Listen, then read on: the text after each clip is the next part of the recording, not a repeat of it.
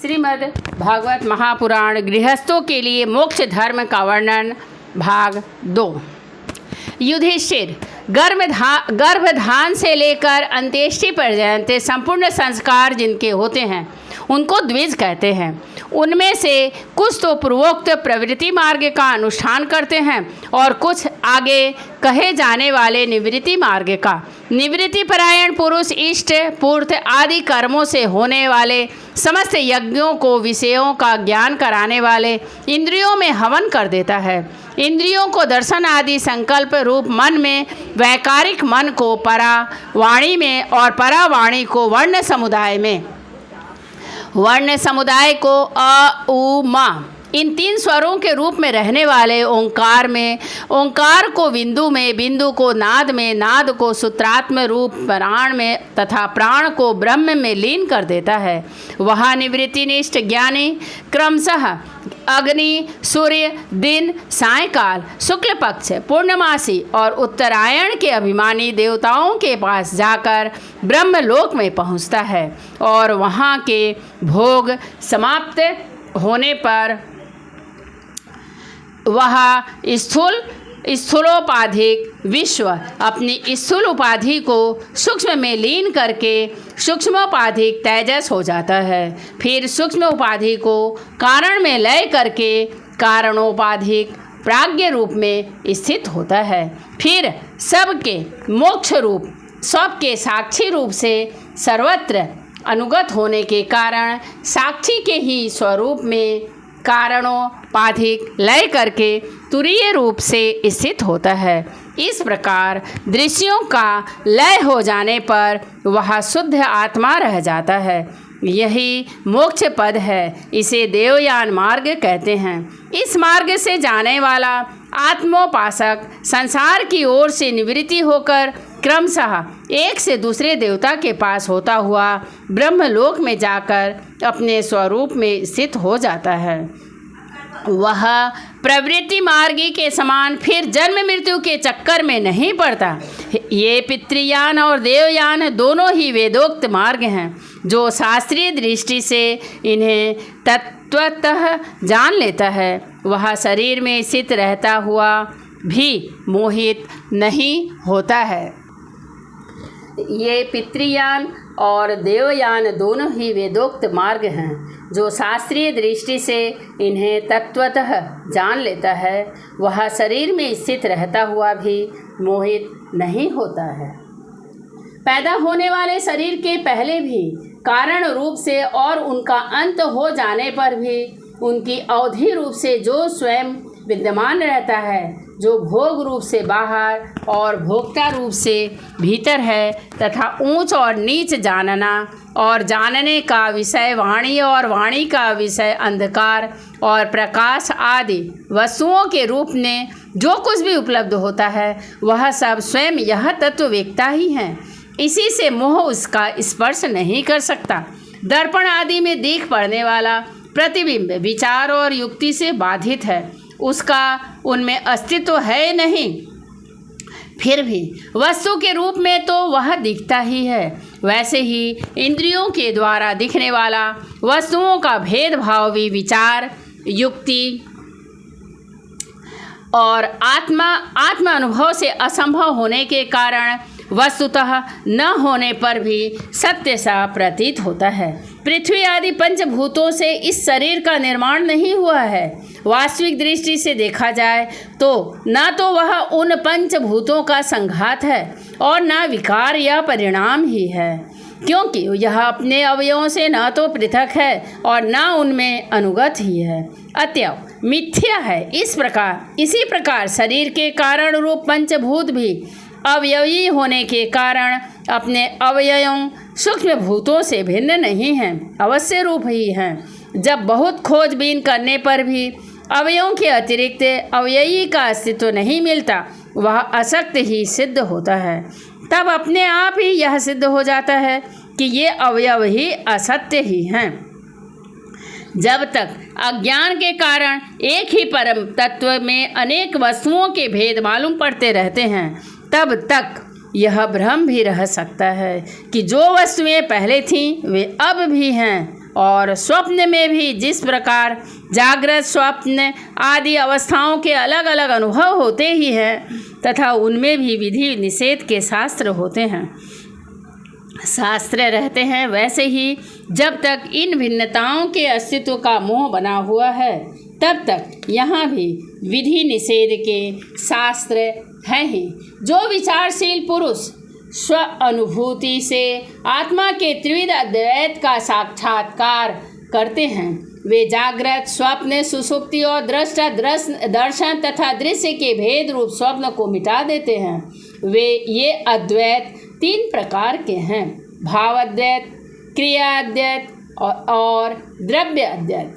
जैसे वस्त्र सूत रूप ही होता है वैसे ही कार्य भी कारण मात्र ही है, क्योंकि भेद तो वास्तव में है नहीं।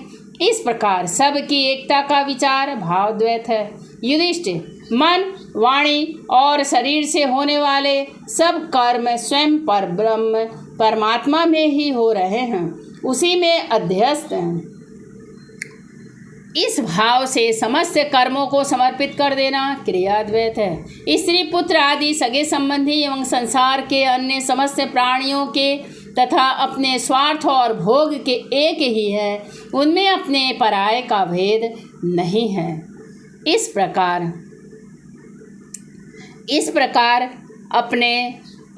का विचार द्रव्याद्वैत है। युधिष्ठिर, जिस पुरुष के लिए जिस द्रव्य को जिस समय जिस उपाय से जिससे ग्रहण करना शास्त्र आज्ञा के विरुद्ध न हो उसे उसी से अपने सब कार्य संपन्न करने चाहिए। आपत्ति काल को छोड़कर इससे अन्यथा नहीं करना चाहिए। महाराज, भगवत भक्त मनुष्य वेद में कहे हुए इन कर्मों के तथा अन्यान्य कर्मों के अनुष्ठान से घर में रहते हुए भी श्री कृष्ण की गति को प्राप्त करता है। युधिष्ठिर, जैसे तुम अपने स्वामी भगवान श्री कृष्ण की कृपा और सहायता से बड़ी बड़ी कठिन विपत्तियों से पार हो गए हो और उन्हीं के चरण कमलों की सेवा से समस्त भूमंडल को जीतकर तुमने बड़े बड़े राष्ट्रीय आदि यज्ञ किए हैं। पूर्व जन्म में इसके पहले के महाकल्प में मैं एक गंधर्व था। मेरा नाम था उपबरहण और गंधर्वों में मेरा बड़ा सम्मान था। मेरी सुंदरता, सुकुमारता और मधुरता अपूर्व थी। मेरे शरीर में से सुगंधी निकला करती और देखने में मैं बहुत अच्छा लगता। स्त्रियां मुझसे बहुत प्रेम करती और मैं सदा प्रमाद में ही रहता। मैं अत्यंत विलासी था। एक बार देवताओं के यहाँ ज्ञान सूत्र हुआ। उसमें बड़े बड़े प्रजापति आए थे। भगवान की लीला का गान करने के लिए उन लोगों ने गंधर्व और अप्सराओं को बुलाया। मैं जानता था कि वह संतों का समाज है और वहाँ भगवान की लीला का ही गान होता है। फिर भी मैं स्त्रियों के साथ लौकिक गीतों का गान करता हुआ उन्मत्त की तरह वहाँ आ पहुँचा। देवताओं ने देखा कि यह तो हम लोगों का अनादर कर रहा है। उन्होंने अपनी शक्ति से मुझे शाप दिया कि तुमने हम लोगों की अवहेलना की है, इसलिए तुम्हारी सारी सौंदर्य संपत्ति नष्ट हो जाए और तुम शीघ्र ही शूद्र हो जाओ। उनके शाप से मैं दासी का पुत्र हुआ, किंतु उस शूद्र जीवन में किए हुए महात्माओं के सत्संग और सेवा शुश्रूषा के भाव से मैं दूसरे जन्म में ब्रह्मा जी का पुत्र हुआ। संतों की अवहेलना और सेवा का यह मेरा प्रत्यक्ष अनुभव। संत सेवा से ही भगवान प्रसन्न होते हैं। मैंने तुम्हें गृहस्थों का पापनाशक धर्म बतला दिया। इस धर्म के आचरण से गृहस्थ भी अनायास ही सन्यासियों को मिलने वाला परम पद प्राप्त कर लेता है। युधिष्ठिर, इस मनुष्य लोक में तुम लोगों के भाग्य अत्यंत प्रशंसनीय हैं, क्योंकि तुम्हारे घर में साक्षात पर ब्रह्म परमात्मा मनुष्य का रूप धारण करके गुप्त रूप से निवास करते हैं। इसी से सारे संसार को पवित्र कर देने वाले ऋषि मुनि बार बार उनका दर्शन करने के लिए चारों ओर से तुम्हारे पास आया करते हैं। बड़े बड़े महापुरुष निरंतर जिनको ढूंढते रहते हैं, जो माया के लेस से रहित परम शांत परमानंद अनुभव स्वरूप पर ब्रह्म परमात्मा हैं, वे ही तुम्हारे प्रिय हितैषी ममेरे भाई पूज्य आज्ञाकारी गुरु और स्वयं आत्मा श्री कृष्ण हैं। शंकर ब्रह्मा आदि भी अपनी सारी बुद्धि लगाकर वे यह हैं, इस रूप में उनका वर्णन नहीं कर सके, फिर हम तो कर ही कैसे सकते हैं। हम मौन भक्ति और संयम के द्वारा ही उनकी पूजा करते हैं। कृपया हमारी यह पूजा स्वीकार करके भक्त वत्सल भगवान हम पर प्रसन्न हों।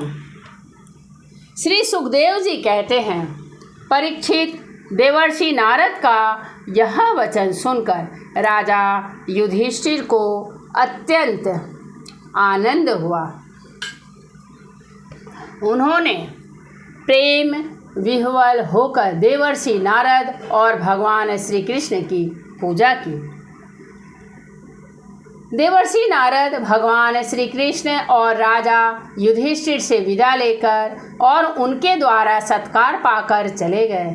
भगवान श्री कृष्ण ही पर ब्रह्म हैं, यह सुनकर युधिष्ठिर के आश्चर्य की सीमा न रही। परीक्षित, इस प्रकार मैंने तुम्हें दक्ष पुत्रियों के वंशों का अलग अलग वर्णन सुनाया। उन्हीं के वंश में देवता, असुर, मनुष्य आदि और संपूर्ण चराचर की सृष्टि हुई है।